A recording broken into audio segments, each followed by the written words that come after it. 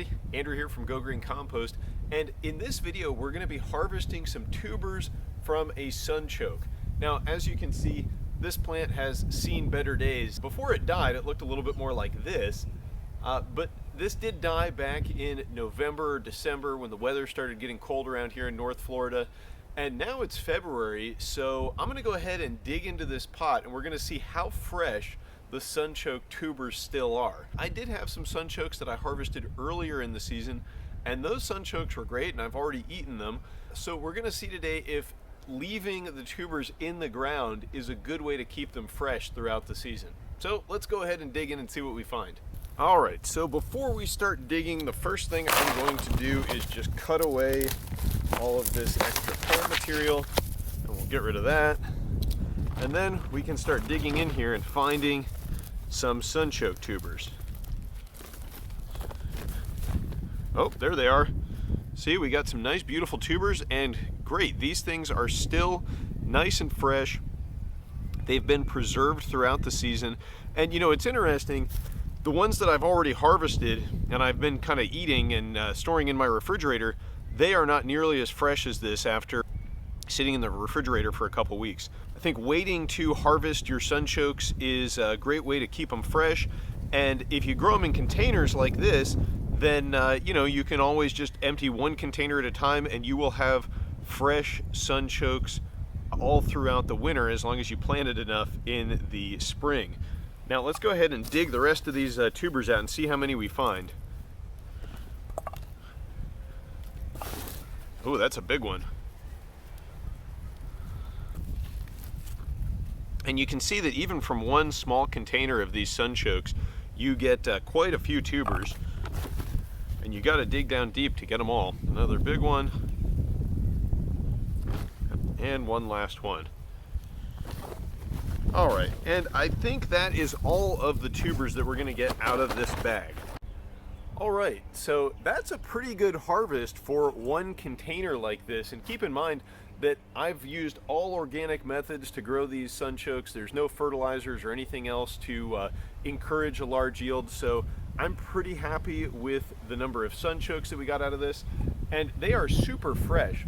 And so a few things about the sunchoke. They're an awesome edible plant. They're really good for permaculture, organic gardening. Now I do recommend growing them in a container.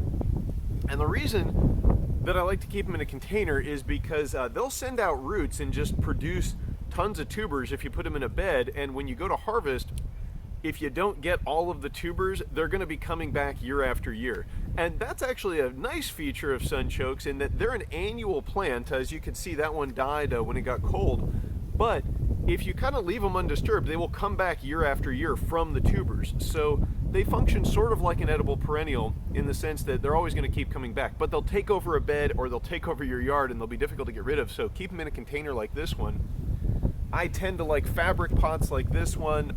You can have them shipped to you in the mail because they can be folded up and shipped easily. So they're a little easier to procure than large pots, and they're just easier to move around, and you can fold them up and store them. So I really like them, and I've had really good results with them, especially growing these sunchoke tubers. Now sunchokes are also known as Jerusalem artichokes, or the more dubious moniker of Fartichokes. And the reason for that is that these tubers contain a large portion of inulin, which is a form of carbohydrate which is indigestible to humans, but it's a prebiotic food, so it feeds the bacteria and the flora in your gut, which, if consumed in large quantities, can result in some flatulence for some people. Don't let the inulin in the Jerusalem artichokes scare you off. Just start slow with these, and you should be able to avoid any gastric upset. You know, don't take a whole batch like this and make a big bowl of soup and eat the whole thing. That wouldn't be recommended. You know, the inulin actually, though, is a good thing as far as the nutritional quality of these tubers, because a portion of the carbohydrates in them are resistant to digestion. Sunchokes actually have a really low glycemic index. The good thing about these tubers, you can eat them all sorts of ways.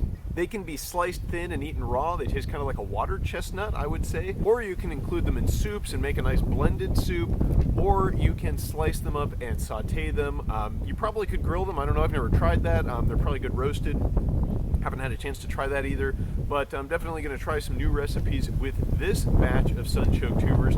Definitely a very healthy food, and very tasty as well, and easy to grow. I had no issues growing these.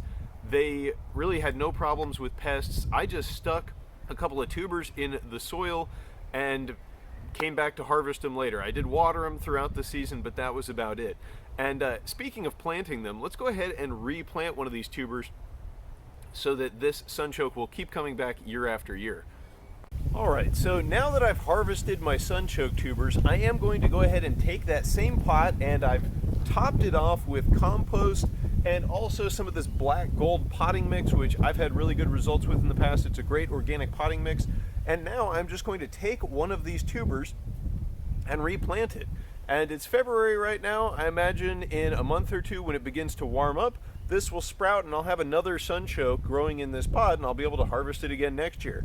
And you can see that this tuber is covered in all of these little bumps, and each one of these is a growth nodule where a new plant can emerge. Now, I probably could cut this tuber up and get several sunchokes if I was so inclined, but I only have so many pots and so much potting soil, so I'm just going to take the whole tuber and plant it whole, and that way there will be a lot of carbohydrate and a lot of energy for that new plant to draw on to get lots of vigorous growth so that it can get established quickly, and then it can produce lots more tubers for me for next year. So thank you all very much for watching. I hope you enjoyed this video about sunchokes. That sunchoke is ready now. I just need to keep it moist, and when it warms up I'll have a new one. And if you guys would like to see more videos about composting and organic gardening, then check out these videos right here, and I will catch you next time. Thank you all very much for watching. Andrew from Green Compost out.